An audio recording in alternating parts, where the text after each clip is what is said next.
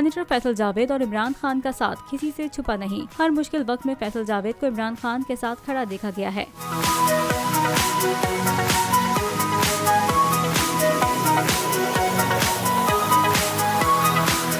फैसल जावेद ने इंटरव्यू में अपने ख्वाब सुनाया है। उनका कहना है कि 2017 में उन्होंने ख्वाब देखा कि कुछ बड़ी उम्र के लोग एक तरफ हैं और इमरान खान कुछ बच्चों के साथ उनके सामने बैठे हैं। बड़ी उम्र के लोग इमरान खान का मजाक उड़ा रहे हैं और बुरा भला कह रहे हैं। इसी दौरान टीवी पर इमरान खान के वजीर-आज़म बनने की खबर आती है और ख्वाब में इन्हें हेल्प देते हुए देखा। फैसल जावेद ने मजीद कहा कि इमरान खान की जान को अब भी खतरा है। इस बात का इल्म इमरान खान को भी है।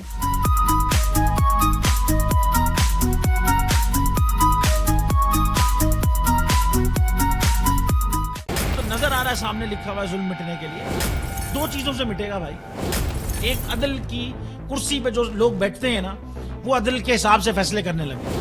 दूसरा, कौम निकल खड़ी है उस जुल्म के खिलाफ, तो जुल्म खत्म हो जाएगा। या इन दोनों में से कोई एक चीज हो जाए या दोनों हो जाए। अगर 420 का मुकदमा था, उस वक्त अदलिया में जो लोग बैठे हुए केस देख रहे थे, वो पूछते ना यार चीट हुआ कौन है। जब उनको दिखता कोई चीट नहीं हुआ, केस खत्म कर देते। तो जालिम जुल्म कर ही नहीं पाता।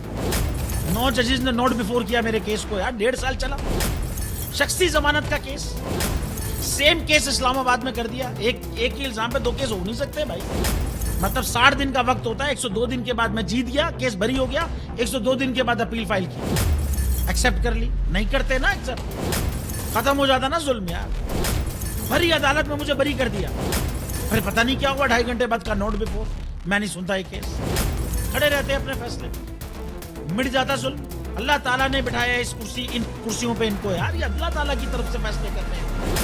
तो या तो ये फैसले आएंगे, जुल्म मिट जाएगा, या कौम खड़ी हो जाएगी जुल्म के खिलाफ।